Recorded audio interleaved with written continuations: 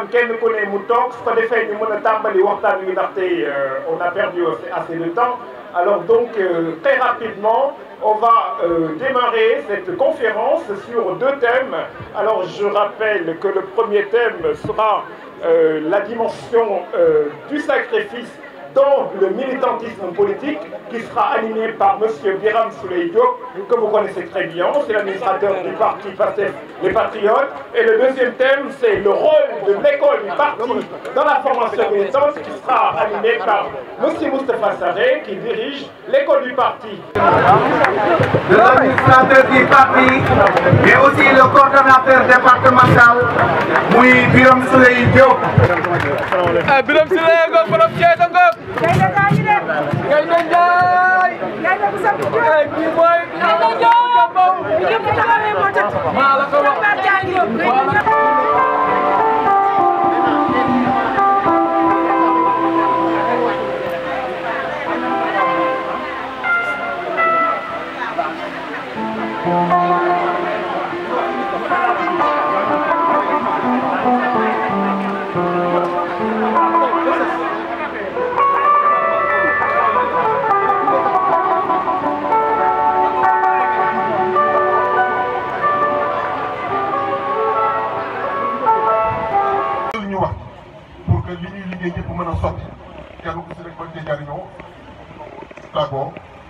ñaanalante yàlla ba déwén yàlla may ñu feññewaat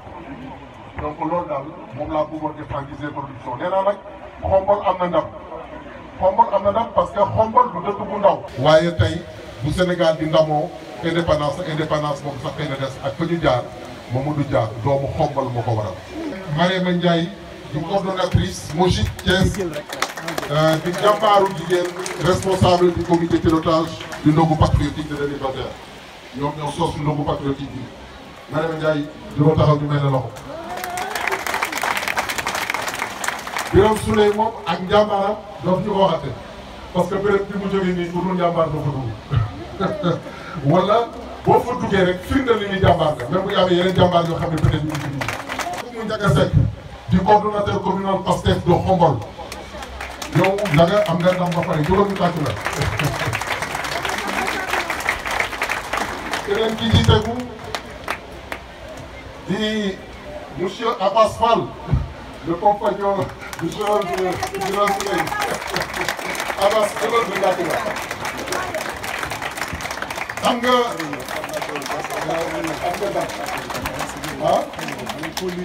et également c'est le coordonnateur départemental de Dakar et c'est notre invité d'honneur tey boole bi nga xam ni tey yàlla def na omat jamono ba ñaari jëmm yi muy moom ak Birame Souleye dafa indi beneen cofeel seen diggante beneen rapprochement parce que quand on combat pour les grandes causes ce sont les circonstances qui dictent les événements. On avait pour inviter Maïmouna Dieye également, qui est la coordonnatrice nationale du Mojit, qui était également marraine de la cérémonie. Elle est représentée par la coordinatrice de la zone nord, Grace Faye, Madame Seck. Qui a chargé, j'allais dire, de la chose la plus essentielle dans l'histoire, dans l'évolution du parti politique, l'école du parti, c'est-à-dire on prépare l'armature du militant. Le voilà présent, moi, c'est mon frère. Très bien, moi, Moustapha Sarré.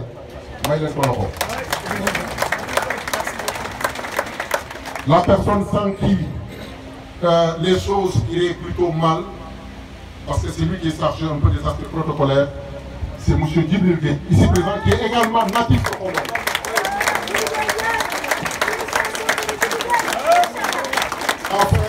Nous avons le docteur Mor Ndiaye, qui est du PASTEF de Khombol, qui est un membre du MONCAP, qui est ici présent, et nous demandons que Maïko Laurent. Il faut ramener quand même, des ñaan bu fi jógee njëriñ li nekk ci thème yooyu yëpp nga mën ci jëlee ay njëriñ franchement loolu la ñuy ñaan te xam naa ni dina am di profité nag ci 2 minutes yi ma may xam naa ni dina tuuti trop mu remercier ñi nga xam ne ñoo jàpp ci bis yi ba mu mel nii quoi mooy section communale bi ndax mënuma wax peut-être remercier wu ma leen ndax ku gis lii lépp xam ni vraiment ay jàmbaar ngeen bàyyiwuma kenn parce que Khombole maa ngi remercier ñëpp yéen ñi si jàpp ñëpp maa ngi leen remercier quoi jour bi demee ba benn nii vraiment ko ci jàppale quoi franchement dinañ wax ngeen dat bu baax quoi. di tamit remercier aux patriotes à chaque fois bu ñu amee événement tamit daf ci jàpp bu baax muy docteur Mor Diagne di ko remercier jàpp na si bis bu baax quoi. maa ngi leen di dalal di leen wax jërëjëfate si seen teewaay. maa ngi leen di nuyu yéen donc je me passé des remerciements ak yooyu yëpp parce que sama frère Ndiaga def na ko def bu rafet donc man dama di présentateur bi monsieur Cissé waxee simple parce que man dama bëggoon sama intervention ma accès ko un peu ci symbole bu ñu dajee fii Xombol dafa nekk dëkk symbole effectivement mais Xombol ci boppam dafa fees ak ay symbole bu njëkk bi symbole religieux ñi fi ñëw te xamuñu ko wala ñi fi dëkk ñëpp xam nañ ni sap nag sap ak sëñ Mbacke Madina soo demee tijanisme aussi sëñ Mansour fii la ñëw tamit installé wu fi dëkku fi boo demee même christianisme da ngay xam ne église bu fii yàgg la mu nekk kon dëkku diine beneen bi ci des nekk symbole ak 1925 la nekkoon commune donc loolu nekk aussi symbole bu rëy nekkoon comptoir commercial bu doy waar ci jamono jooju am na sax mun nañoo dem ci symbole géographique mais temps bi xëy na du ñu ko may beneen symbole bi ci des mooy nekk symbole politique moo bëgg ci cité ñaar dinaa commencer par kenn gi muy Mamadou Dia nga xam ni pratiquement nekkoon na chef d'état parce que jamono ñu fi doon nekk bu ñu interroger un peu histoire bi muy nekk président du conseil pratiquement moom moo nekkoon chef d'état mais nag ñu koy cité parce que politique bi mu doon xalaat bëggoon ko dérouler mooy politique de souveraineté ba léegi dañ koo amagul ba léegi c'est d'actualité amaguñu souveraineté sur le plan politique parce que chaque jour ngeen dégg ñu ne beneen dëkk dina décider suñu place sur le plan politique amuñu souveraineté alimentaire parce que li ñuy bay li ñuy lekk mënuñu ko bay mënul jóge si ñun donc dañuy obligé dem di ko jéggaane amuñu souveraineté monétaire amuñu souveraineté loolu nag yëpp nekk ay symbole yoo xam ne bëggoon naa ko fàttali mais yooyu sax mën naa ni ay symbole yu concret la yoo xam ne dama jël ay nit pour illustrer ko mais au-delà de ces symboles là Xombol am na ay yu abstrait comme valeurs yi ñu mooñaaleel yoo xam ne dafa fees tell ci jeune bi muy ay valeurs yu jom ay valeurs yu ful ay valeurs yu fayda ay valeurs yu gëm sa bopp léegi nag il faut ñun tamit ñu fàttali ko un peu ñun symbole yooyu ak valeurs yooyu ñu mooñaale nan lañ ko def nan lañ def héritage boobu ñun nan lañuy tànnee ñii nekk fii Xombol ñun nan lañuy tànnee suñuy njiit te répondre ci question boobu aussi daf may delloo si un peu ci ñaareelu personnalité bi ma leen waxoon dinaa ci wax tuuti muy Ousmane Sonko au moment où man du may en tout cas di poser question bi di wax ñun nan la ñuy def noonu Ousmane Sonko moom un digne fils de Xombol parce que feneen fuñ ko mën na ne fa la jógoo ñun mënuñu d'accord kenn ëppale wuñu si parce que waajuram fii la soxee ko donc kon kenn ëppale wuñu Ousmane Sonko moom di ko jël responsabilité en un moment donné symbole yooyu yëpp ñuy wax mu boole ko ànd ak équipe am mooy ñii fi toog mu nekk cadre yi mu nekk ñii nekk représentant administration yi muy coordonnateur département ou bien section communaux yi ñooñu ñëpp mu am équipe am créé benn projet politique boo xamante ne jàpp nañ mën na changer. salaamaaleykum mbokk Xombol damay nuyoo di jiital ci nuyoo bi le frère coordonnateur Birame Souleye Diop ak l'ensemble du bureau départemental de PASTEF, l'ensemble des coordonnateurs des 15 communes de PASTEF Thiès di leen nuyu di leen ziar ku ci nekk ci ñoom ñu lay jox sa wàccuwaay di nuyu Serigne Ngaye Ndiéguène di ko ziar Serigne Siré Ndiéguène ñu ngi lay nuyu yow bu baax di la ziar di la jox sa wàccuwaay di nuyu la délégation bi jóge Mbour la délégation bi jóge Tivaouane di beral nuyoo aussi nag suñu frère Abass Fall nga xam ne tey mooy invité d'honneur événement bi di nuyu délégation bi mu àndal yépp di nuyu le doyen Moustapha Sarré directeur de l'école du parti ak délégation bi mu àndal di beral nuyoo nag ñi nga xam ni bis bi bu accès fii ñoom la muy jigéenu Pastef ndax boo seetee projet bi à la base c'était un projet initié par les Linguères de Pastef Thiès ñu def ko benn édition mu marché ñu dolli beneen édition mu gën a marché ba tey mu nekk une activité départementale donc ku ji njaag la ñoom ñooy njaag ñu dem di jaajëfal di leen delloo njukkal di beral nuyoo ak remerciement tout le comité de pilotage nga xam ni tey mënuma bañ a jaar ci tous les présidents des 5 commissions yu comité de pilotage bi nga xam ne ils ont travaillé ku ci nekk ak sa équipe ñu liggéey bu am solo boo xam ni tey moo tax journée bi taxaw ma ci jiital la commission communication nga xam ni Fallou Faye jógal ñu tàcc la docteur Mor Diagne Bara Thiam Modou Fall bu Xombol Soxna Ka bu Kaset ak Mass Dial ñoo ko yoroon di ci liggéey di nuyu la commission organisation bi nga xam ni suñu frère Papa Ndiaye moo ko yoroon def ci liggéey bu am solo Papa Ndiaye depuis 2 jours yendalul fanaanalul tëddul nelawul donc ñu ameel ko njukkal bu rëy war ko tàcc bu baax aussi xam naa dafa génn di remercier aussi la commission administrative bi nga xam ni suñu frère Ibrahima Sène moo ko jiite woon jógal taxaw ñu gis la tàcc la voilà moo ko jiite woon ànd ci ak équipe am mu des nag la commission mobilisation bi nga xam ni moo waral ndey mbooloo mi takku nii Adama Fall la force tranquille de Pastef Thiès ani Adama ñëwal ñu gis la yow dañ laa war a gis ñëwal jege sil ñu gis la Adama Fall moo ko jiite woon am ci équipe am nag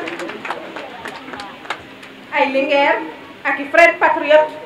ci zone bu nekk ñoo xam ne ñoo ko doon jàppale ci mobilisation bi ba tey il a parvenu à mobiliser mobilisation bu rafet bi ngeen gis nii waaye nag ki waral baboor mi mooy la commission finance suñu frère Samake moo ko yoroon ànd ci nag ak i frère am ak i sœur am di ci liggéey moo tax tey bâche bi taxaw moo tax chaise yi tegee moo tax sono bi jib moo tax nit ñi toog kon kooku war nañ ko delloo di ko tàcc ko bu baax voilà donc pour wan leen rek c'est une équipe qui a réussi à faire ça aujourd'hui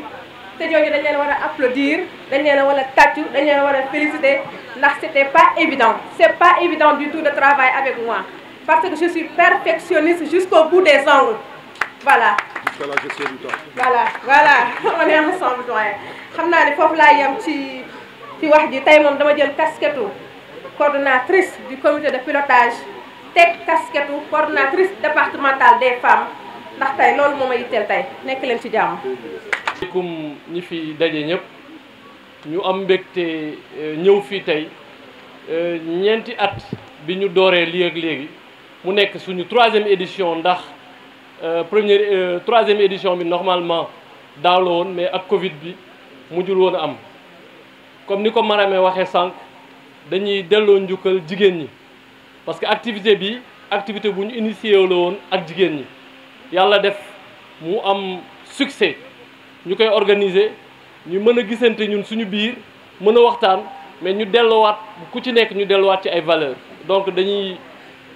ndokkeel jigéen ñi di leen ñaanal yàlla li ñu mën ren yàlla ñu mën lu ko ëpp déwén chaque année dafay màgg ñu sant ci yàlla bu baax a baax mais mënuma wax te remercier wu ma les coordonnateurs yi nga xam ne ñoom ñooy invité moo xam suñu frère Abbas Fall bi nga xam ne moom mooy invité d'honneur mu xam suñu sœur Maymouna Dieye mu xam également nos coordonnateurs de Tivaouane de Assane Diop et notre frère le docteur Diaïté également de Mbour qui sont là et tous les frères du COPIL qui se sont déplacés ñu ngi leen di remercier bu baax a baax li mooy Pastef c'est la fraternité joxante loxo ku nekk fàtte sa bopp ñu def un don de soi pour la patrie yàlla na leen yàlla bëgg ci yéen jërëjëf. merci. dama bëggoon nuyu ñu fi teew ñëpp di nuyu principalement mon frère et ami, le coordonnateur départemental de Thiès, M. Birame Souleye Diop, par ailleurs administrateur général du parti. Moi, Birame Souleye Diop. Di nuyu aussi mes collègues coordonnateurs départementaux yu fi teew gis naa le coordonnateur départemental de Tivaouane, de Mbour, de Guinguinéo. Di nuyu aussi la coordination départementale de Thiès à travers mon frère et ami Adama Diawara. Di beral nuyoo sama sœur sama xarit sama lépp muy Marème Ndiaye. Du ma sori ci moom. J'ai beaucoup d'affection pour elle parce que c'est une femme extraordinaire. On va parler de militantisme et de sacrifice. Moom bokk na ci nga xam ni ils sont militants et ils font des sacrifices jour et nuit pour le parti. Ma bëggoon aussi nuyu mon grand frère Moustapha Sarré qui est le directeur de l'école du parti. Nuyu mon grand frère Djibi Gueye Ndiaye. Il est grand au propre comme au figuré. te entre autres raisons yi tax ma gën a kontaan teew fii moom bokk na ci. ngeen may ma aussi ma présenté ñi ma àndal parce que quand même dañ ma def invité d'honneur ma toog rek am ñu ne ma par force dañ lay gunge mooy le Moujib Dakar à travers madame Mami Dieng Lo ne ma dañuy ànd ak yow. jël seen oto jël seen gasoil jël xaalis jox ma ne ma dañ la koy jàppale alors que je ne suis qu'un simple invité d'honneur aw ma benn responsabilité wala benn engagement financier bu ma war fii mais elles ont tenu à m'accompagner jusqu'ici à Thiès. Je suis aussi avec mes frères du parti, donc M. Cheikh Famo Diop qui est membre du MONCAP, Bassirou Kébé, le docteur Cissé, qui est le responsable de la commission donc santé. Doyen de la indiscipline tout.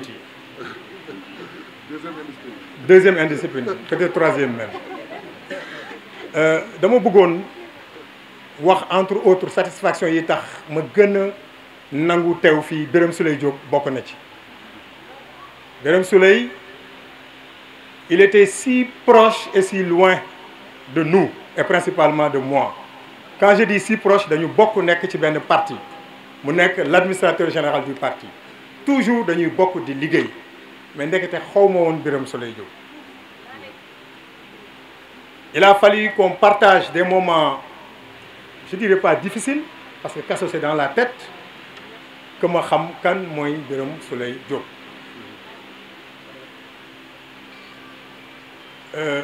Birame Souleye Diop dañoo dugg kaso ma gis beneen visage ci moom muy visage wu générosité xamoon naa ni am na ci moom mais ci kaso bi laa ko xamee. Il a fait preuve de beaucoup de dignité aussi dans la prison avec toutes les charges qui pesaient sur lui au niveau du parti et au niveau de sa famille parce que son fils est malade et il était donc évacué en France pour des soins. Mais Birame fàtte na boppam, Birame fàtte na famille bi, mais Birame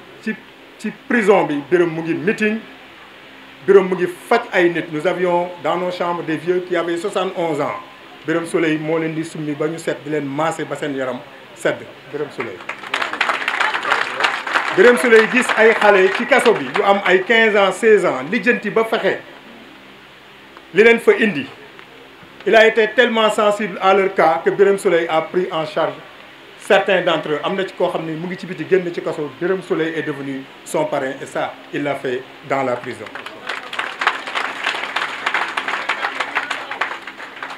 Je pourrais prendre tout le temps qu'il faut pour parler de lui. Mais j'avais énormément de respect et de considération en plus de l'estime que je lui vouais mais ci kaso bi laa gën a jàpp Birame Souleye. Et mon frère, à partir de maintenant, et même, ça a toujours été comme ça, mais taille,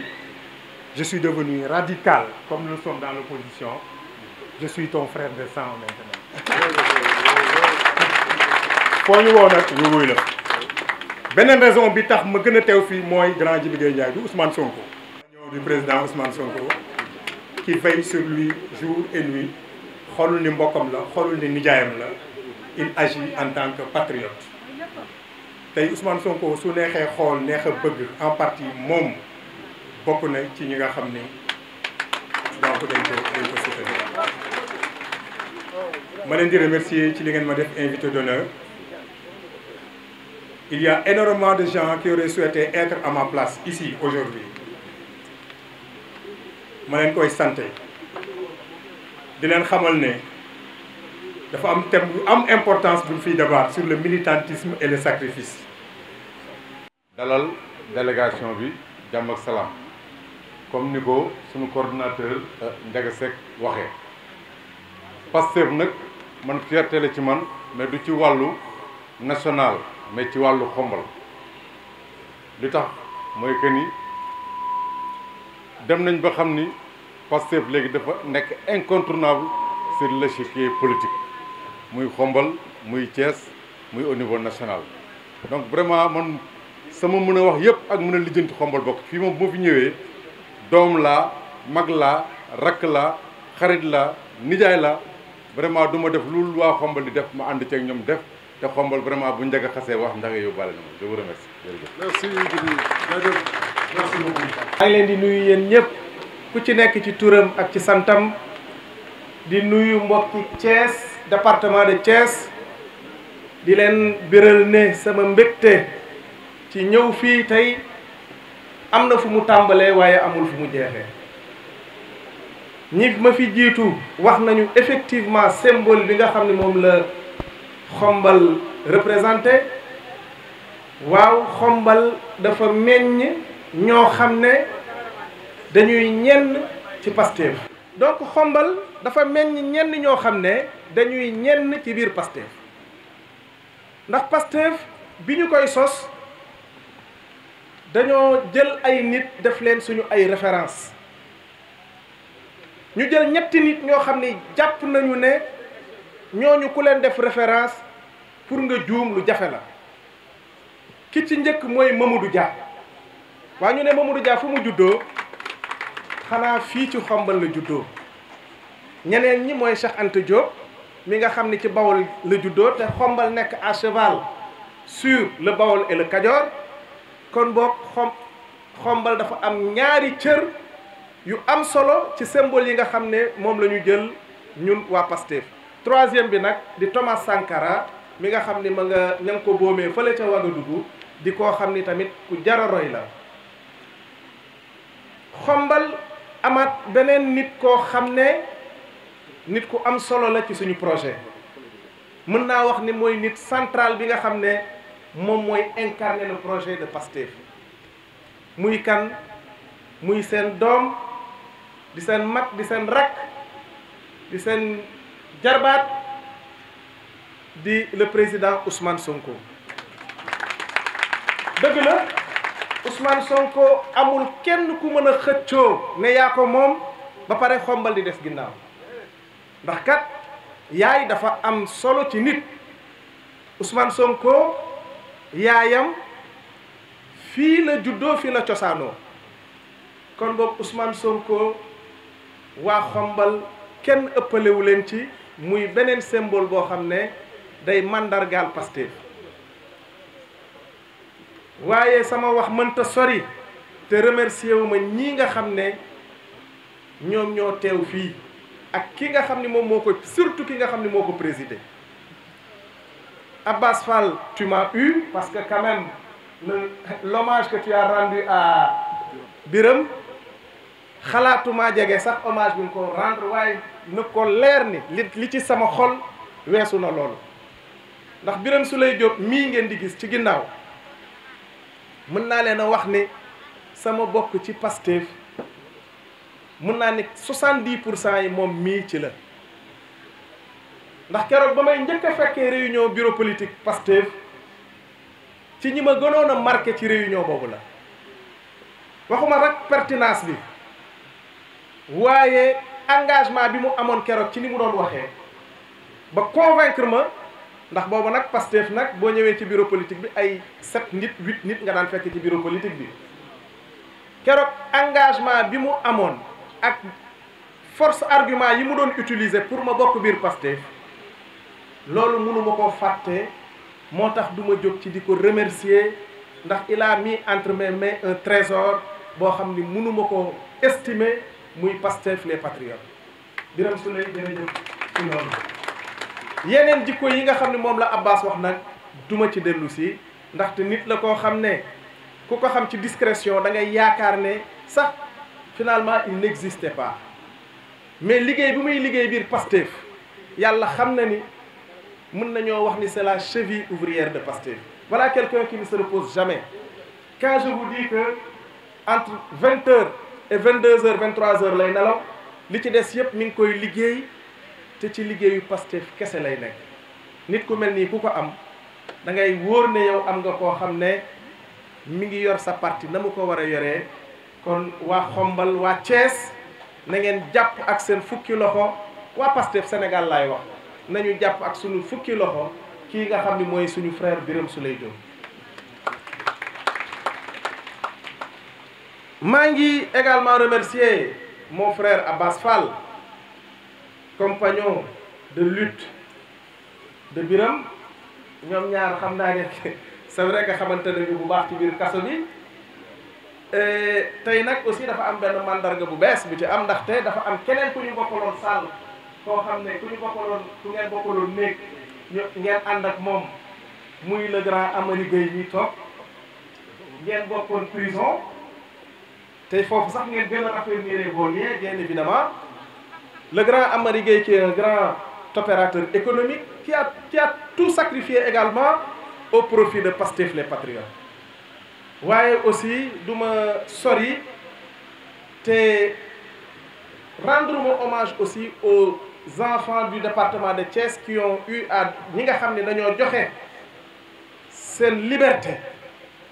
bi nga xamee ni waroon nañoo aar projet wu Pastef bi te ma mën cee ràññee xale bu jigéen bii may seen nii di Fatou Ngom te ñu jàppoon ko fii ma koy rendre hommage di rendre hommage képp koo xam ne jot nga fi am tolof ci moment yooyu ak Mohamed Thiam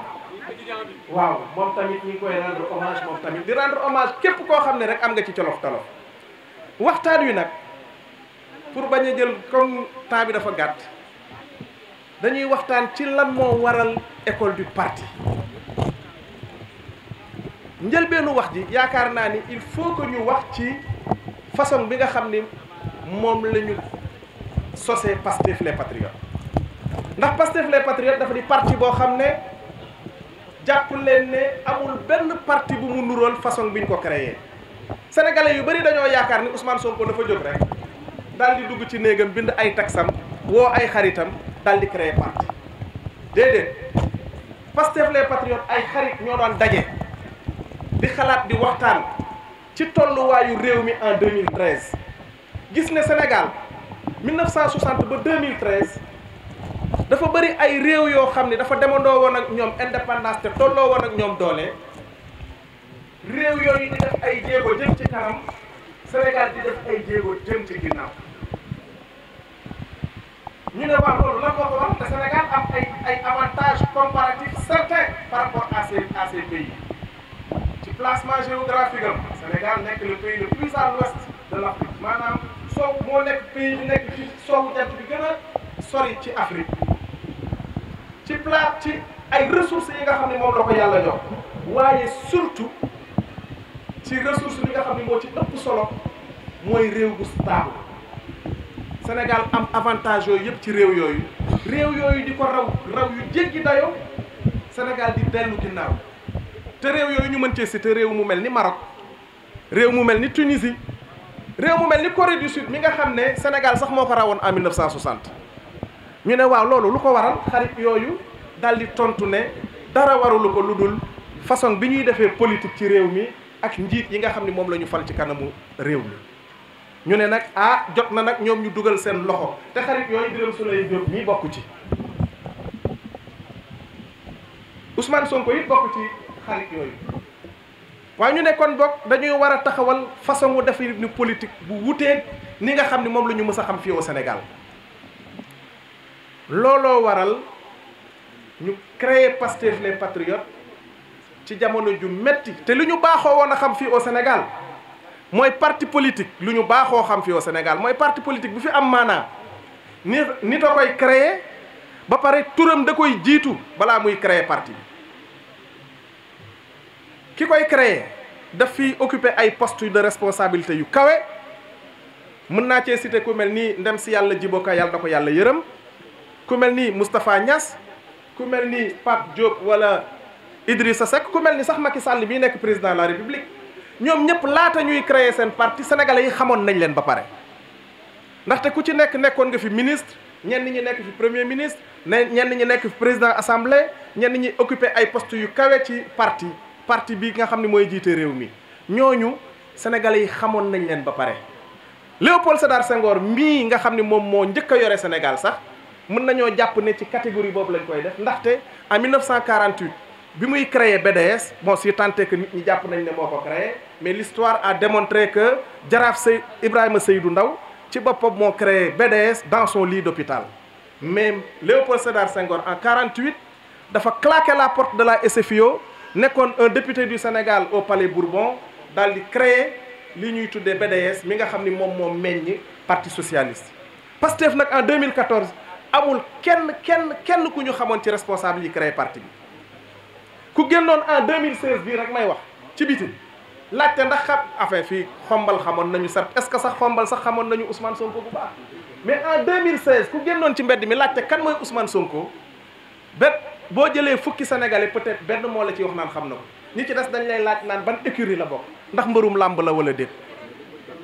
loolu rek pour vous montrer le travail colossal que Pastef la Patriote a accompli jusqu'ici aujourd'hui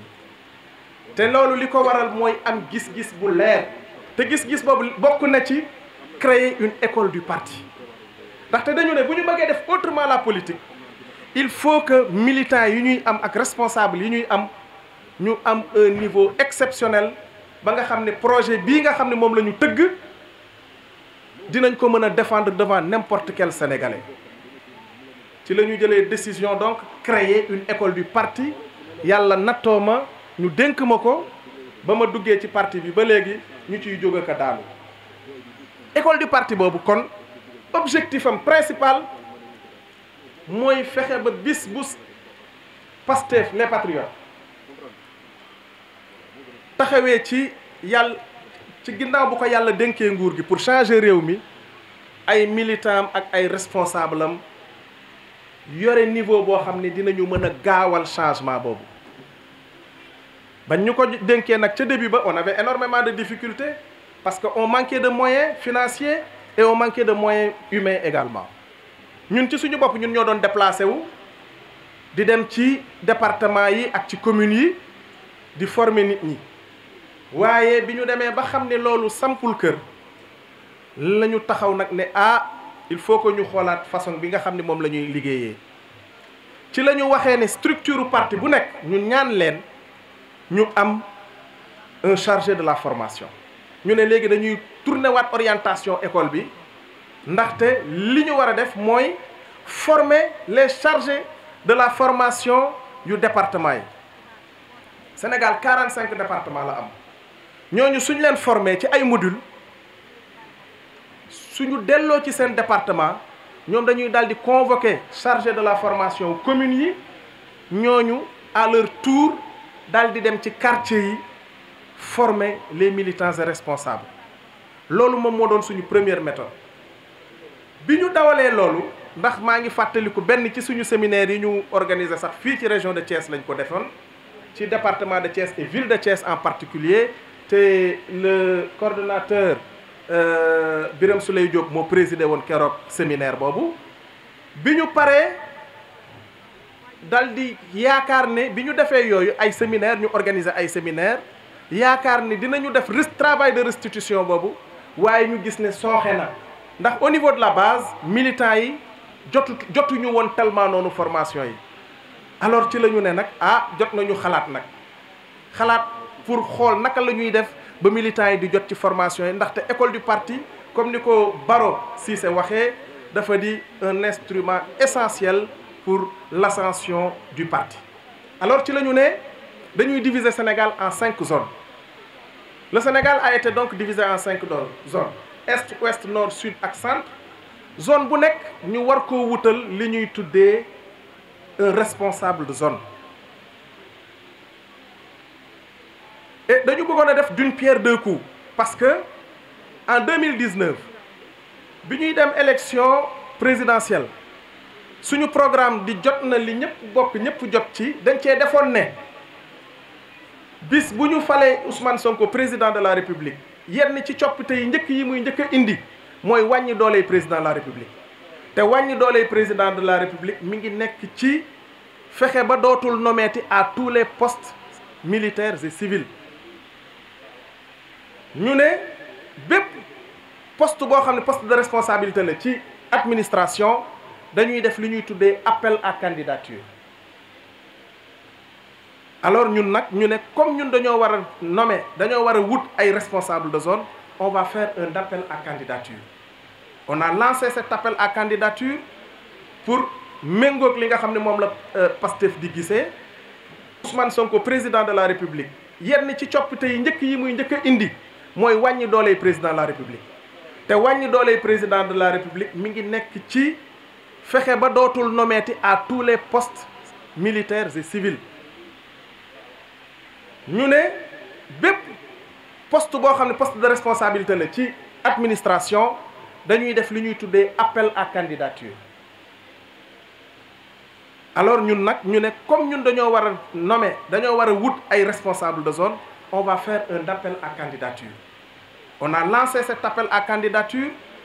pour méngoog li nga xam ne moom la Pastef di gisee ñu jot lu ëpp 60 personnes yoo xam ne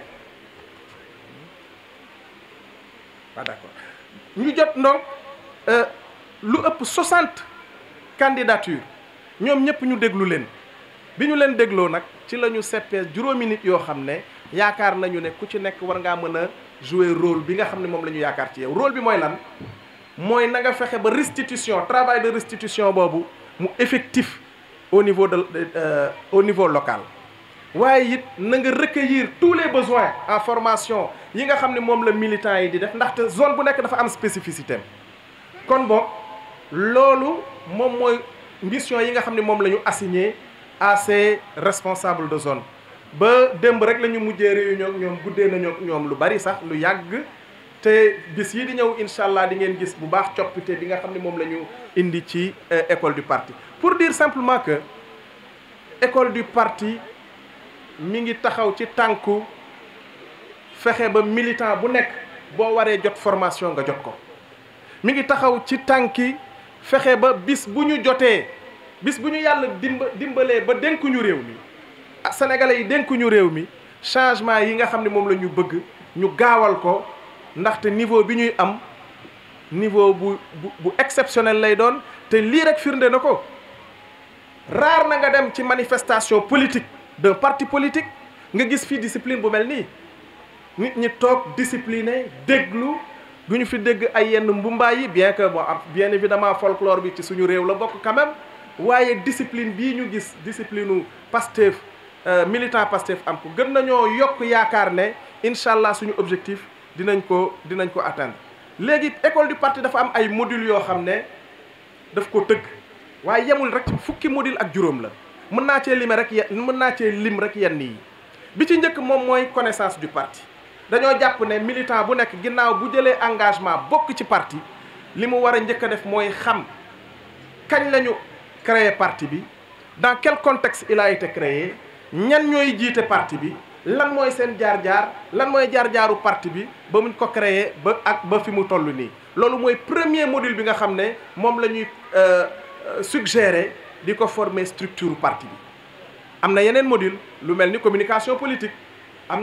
na yeneen yu mel ni par exemple code de conduite du militant ndaxte quand même c'est vrai que le militant de Pastef sax dafa yaru par nature mais baax na ñu gën a insister ci façon bi nga xam ne moom la war a comporter woo ci réew mi ak naka la war a comporter woo même ci biir parti bi.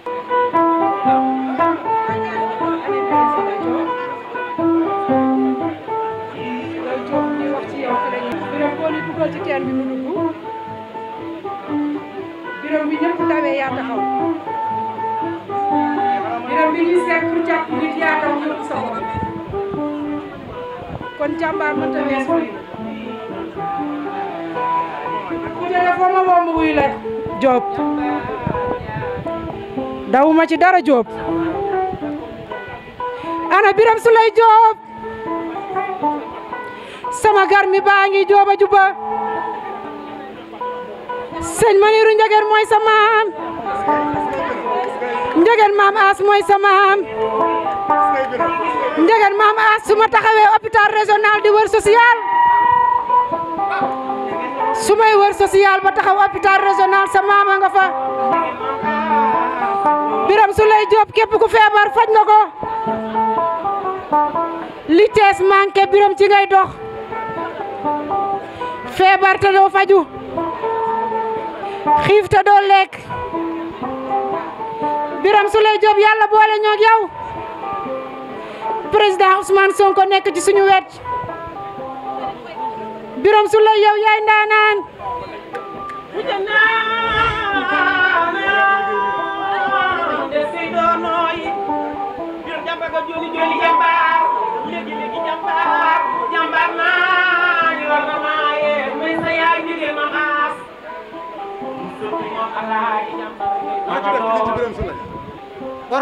am contentement bu baax ci teew bi nu teew fii di jaajëfal tamit sunu mbokk mi muy Marema Ndiaye coordinatrice Thiès man nag dama fi teew en tant que coordinatrice Jaune Nord bu MOJUP national ba pare teewal fi Adja Maymouna Dieye la coordinatrice nationale la Lyon nationale moom nag mu amoon yéene teew fii torop mais gàllankoor moo ko téye ba tax ñëwul mais muy nuyu waa Xombal yëpp di leen jaajëfal bu baax a baax amoon yéene teew fii tey jàkkaarloog Linguère yi ak patriotes yi nekk Xombal yëpp ñun nag sunu mission mooy que ni fexe ba Pastef mission 2024 ñu réussir ko may wax tamit sunu turu mbokk jigéen yi ñu bëgg ñu gën a taxaw bëgguñu benn yoon des gannaaw comme nin ko daan defee ñu gën a takku gën a taxaw ànd ak sunu càmmeñ yi projet bi fexe ba dara du ko gàllankoor ak lu mënti ñëw ci àdduna ñu jéem ko surmonter te xam ne nag du yomb parce que dañu bëgg loo xamante ni si dafa am ñu ci saqaamu lànk ni duñu wàcc donc kon fit ak jom ak Pastef doomu moo ñu ci mën a jotale macha allah merci. asalaamaaleykum ñu ngi leen di nuyu di leen ziar ku nekk ci turam ak santam di leen baalu àq di leen jégalu di ñaan yàlla mu nangol ñu sunu koor te yombalal ñu li nga xam ne bii moo tax depuis 2014 ba tey ji ñun ñi bokk ci Pastef ñëpp ñuy yëngatu yàlla ñu ko yàlla yombalal ñuy yëkkati ay nuyoo di seppi warul ndax yàlla moo dogal moo tànn ñàkk ñoo may ñun teewlu buy tax wala xam-xam guy tax ñu mën a xam képp ku toog ci jotaay bii war ko mën a nuyu jaar ci turam sargal ko xamal ko ni ko fonk nañ ko respecté nañ ko ñoo bokk projet Pastef loolu nag yàlla dogalu ko li mu yàlla dogal mooy di ngeen ñu nangul ñu may ñu seppi ay nit rek gërëm leen ci jotaay bi sañu ma ko fàtte Assane borom xam-xam bu rëy bi di gërëm sunu kilifa yi ndax ñii fi teew ay mag lañu tey bis la boo xam ne xew-xew yu bari na ñoom ñëpp ñu ngi nangoo ñëw ànd ak ñun teew fii tey kon dañ leen di sant bu baax ci loolu di jël nuyoo bu sell di ko jox sumay kilifa ndax ñoo ma meññ muy cheikhu taslim Serigne Gueye Ndiéguène ak Serigne Siri Ndiéguène ak ñi ñu àndal ñëpp ñooñu yar sànq am na ku ñëw ci ñoom ñaar ne ma kenn ci ñoom ñaar ne ma waaw ñun de yaay suñu kilifa ndax bu ñuy wax naan baax nga wala nangam wala Pastef dañoo baax dañoo yaru ñun tam noonu lañu war a jikkoo ma ne ko déedéet ndax Pastef bu ñu nee waa Pastef dañoo yaru dañoo baax dañoo am pas-pas dañoo am ngëm ba wëlbati ko ne Birame Souleye ci la bokk yéen a ma may chance boobu ndax yéen a ma yare loolu. di gërëm waa parti bi ñu fi teew ci yor direction parti bi bëgguma ci lim kenn di fàtti mais dinaa tudd Moustapha Sarré njekk borom sikkim bu njekk bi di Diagne li ngeen def ci xombol ci organisation bi Pape Diagne moom Ndiaga li ngeen fi liggéey yëpp mënuñoo jaar ci turu ku nekk di ko wax mais na ngeen jàpp ni bu ñu leen sant yéen sant nañu ñi yoroon liggéey bi yëpp du ñu fàtte ñi nga xamante ni bii ci département bi ñoo ko yoroon liggéey bi du ñu fàtte yi tamit suñu benn jigéen ci lii seen organisation la bu ñu taxawee fii tey yéen a tax ndax yéen a organisé mais bu ñu fi ñëwee tamit yéen la ñuy sargal na ngeen ko jàppee noonu. nuyoo yi remerciement yi mënoon naa gën a gudd mënoon naa gën a yàgg mais dinaa nuyu particulièrement Abass Fall ndax moom yàlla moo dogal ñu nekkandoo ci kaso Macky Sall yi kaso yi sant Sall ñu nekkandoo ci kaso bi mais subaak ngoon moom dafa wax ci man rek mais subaak ngoon dafa xuloo ci yëfi nit ci tooñ bu mu jàpp ni tooñ nañ ko nit ci xeexal nit maa ngi wax ni ci seen kanam bis ba garde bi saaga Guy Marius Sagna Abass Fall moo taxaw ci diggu cour bi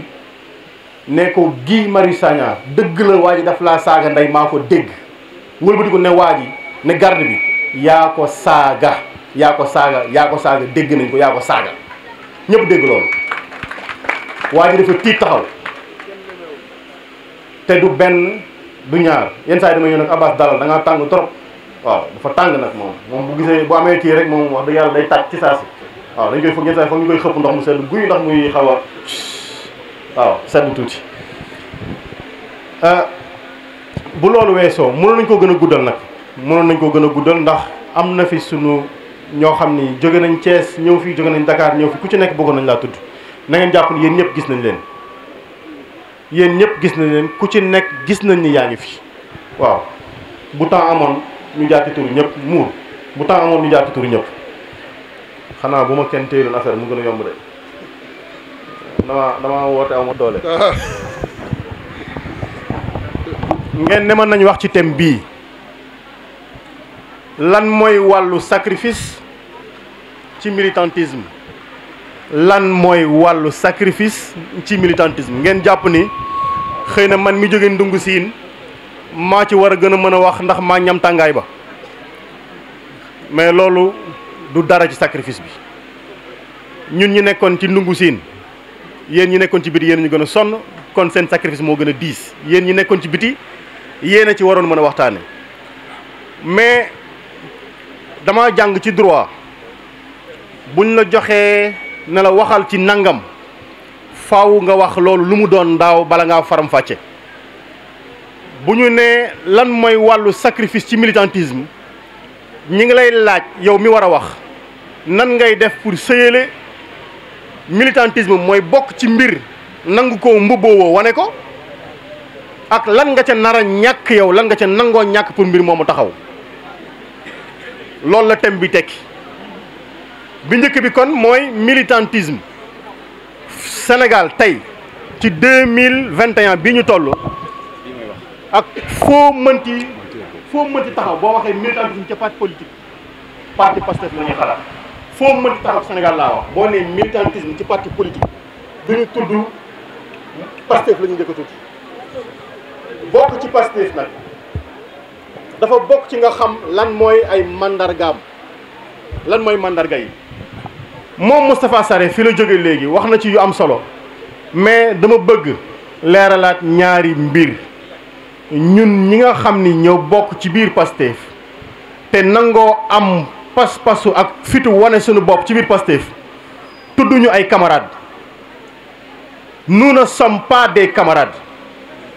ndax ay camarades li ñuy wax centre d'intérêt singulier et particulier moo leen boole da ngeen ni bokk syndicat wala yéen a ngi bokk marché bi wala yéen a ngi bokk tool bi wala yéen a ngi bokk loolu moo leen boole ñun dañoo bëgg ci Pastef lépp boole ñu moo tax dañoo wax fraternité te fraternité mooy ñi nga xam ni yàlla moo dogal ci meen ak géñoom mënuñoo bokk ndey ak baay waaye yàlla tànnal leen Sénégal ñu gëm ni ñoo bokk ndey ak baay ci projet bi ñuy porté loolu mooy fraternité. Donc nañu bàyyi di wax les camarades, nous ne sommes pas des camarades, nous sommes des frères et des sœurs. muy leeral bu njëkk bi ñaareelu leeral bi ba ñuy sos Pastef laata ñuy tànn Ousmane Sonko di ko wax naan ko yow yaay président du parti dafa am lu ñu génne mooy sunu bàkk ñun sunu bàkk mooy sunu devise mooy le don de soi pour la patrie loolu mooy répondre ci thème bi le don de soi pour la patrie ndax sacrifice mooy lan ngay joxe sa bopp dinaa ñëw ci loolu sax léegi nii pour lan un don de soi mooy lan joxe sa bopp ci lan am na ñuy joxe seen bopp ci lu ñàkk solo lan mooy joxe sa bopp pour la patrie loolu mooy thème bi ñu jox tey ndax ku bëgg a joxe sa bopp foog nga xam sa bopp ba noppi soo ko joxe sa bopp foog nga xam sa bopp ba pare natt sa bopp xam ban coefficient ngay jox projet bi ndax 10 nga koy jox ndax bu Macky Sall nee comme ni nga ko waxee démb maa ngi wut ay gendarme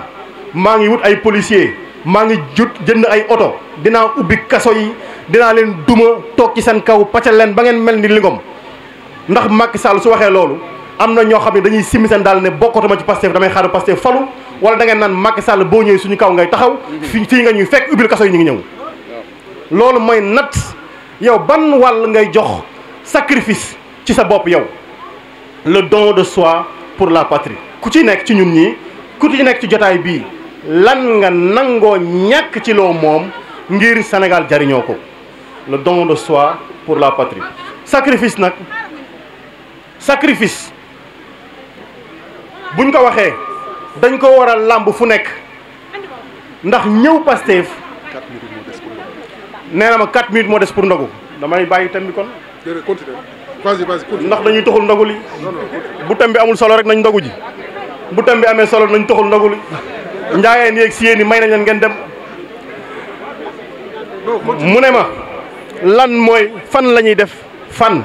la ñuy def sacrifice bi dama bëgg a tànn juróom ba juróom-ñaari wàll yoo xam ni ku ci nekk mën nga ca def sacrifice ku ne ku xas ba wax ni da ngaa bokk ci Pastef war ngaa mën a def sacrifice ci loolu bi ci njëkk mooy le rang mooy place mooy fa ngay liggéeyee fa ngay jàngale daara jàngane société ba nga yor rang mooy loolu it mën naa méngoog place rek maanaam li ma yor est-ce que war naa ragal lu tax du ma ci maye dara ma ñàkk ma nang koo ñàkk ma ragal koo ñàkk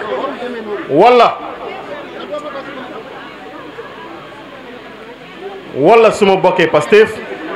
nangu naa ñàkk suma liggéey ngir Sénégal moom ko ba ñuy def loolu Ousmane Sonko nekkagul président mais Ousmane Sonko képp ku ñuy wax jàmbaaru Pastef moo ci jiitu ndax moom moo ñàkk liggéeyam ngir Pastef te musul onk xam ndax yéen a ngi may déglu. ba wax ne da nga bokk ci Pastef war ngaa yaatal sa dënn ndax parti bu tas la ko tas mooy fiiraange njortu lu ñaaw bokk na ci sacrifice yi ñu yett suñuy xol